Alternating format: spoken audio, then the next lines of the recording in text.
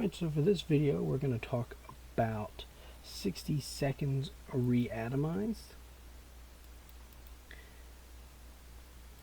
60 seconds Reatomized is, it's a different version from there was the original game, so it's a little different version. This one was put out July of 2019. It is a little bit bigger game than what I'm probably going to stick to. I mean, I'm going to do some larger games, so this is probably one of the bigger ones, at least in regards to the amount of reviews and everything like that. So on Steam, it's called The Post-Apocalyptic Dark Comedy is Back, remastered and even more radioactive than before. Scavenge supplies, rescue your family, and stay alive in your fallout shelter. Make difficult decisions, hunt mutant roaches, and maybe survive, or not. And in my case, I did not survive in my video. Have in the past, but in this one, I did not. Some of the tags that are there: strategy, survival, post-apocalyptic, simulation. They pretty much all fit the bill on this game. It is $9.99 on Steam. So it is not. So it is a paid game. So basically, the gameplay, there's two different sections of it. There's the first sections with last 60 seconds. That's where that comes from, and you have to rush through your house. You gotta kind of run through the house there, and you're picking up whatever supplies you can get and people. You give, like they call it, 4 hands, and each item has takes up a different amount of space, and so then you kind of throw it into the shelter. It's chaos. You constantly, and it constantly changes where things are. So you don't really know, and you're making kind of tough decisions on can I make it in time to get this, that, and you don't know where things are at. So it kind of makes it a little difficult, but that kind of makes it fun. And then the second phase of the game is you're in the shelter. You're making your tough decisions, trying to manage your resources, keeping people fed, with water, everything like that. Making rounds out into the wasteland, whatever you want to call it. So it's really just and then it's basically like a journal, day to day, and you kind of make a decision on whatever might pop up. Do you want to visit the neighbor's house, and because you knew they had a safe or something like that, and you want to send somebody out? Yes or no.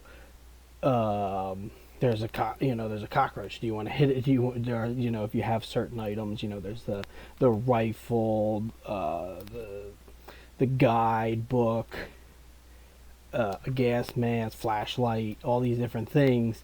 And sometimes it'll be a yes or no question, and sometimes it'll be like, hey, this is happening, what item do you want to use? And then the item can get broken, and then you got to try to find a new one.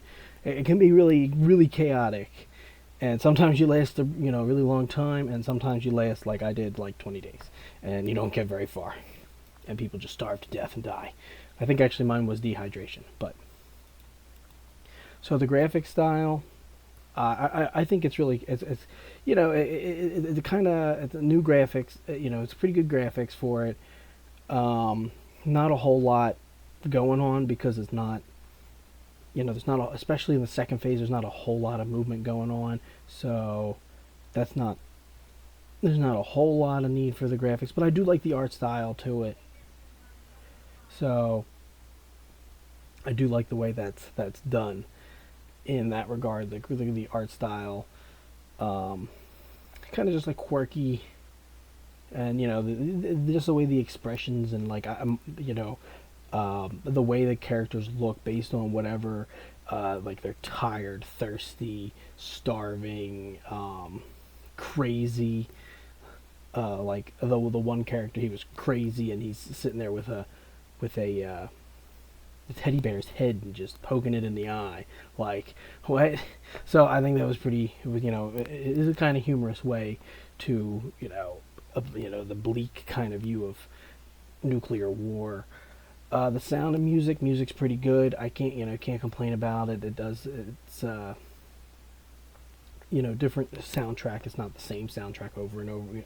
Not the same song over and over again, and there's some decent, sound effects and everything. I wish there was a little bit of voice acting, but there's really not.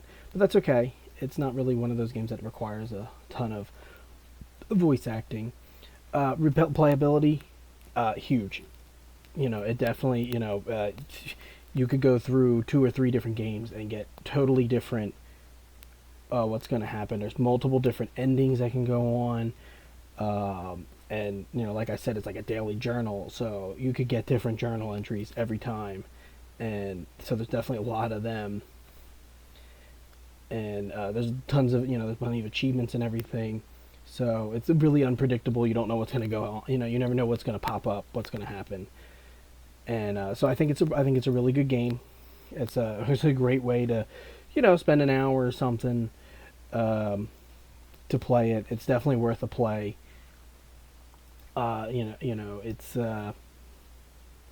It's real easy to figure out.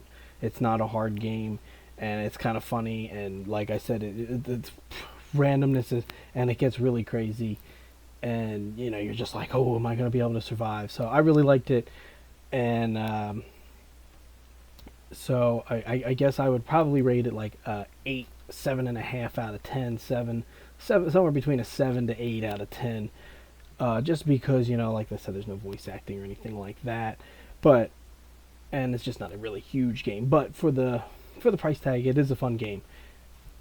All right, and so keep an eye out for the next. If you want to see it played once through, I will, be having a video for that. So just take a look at it.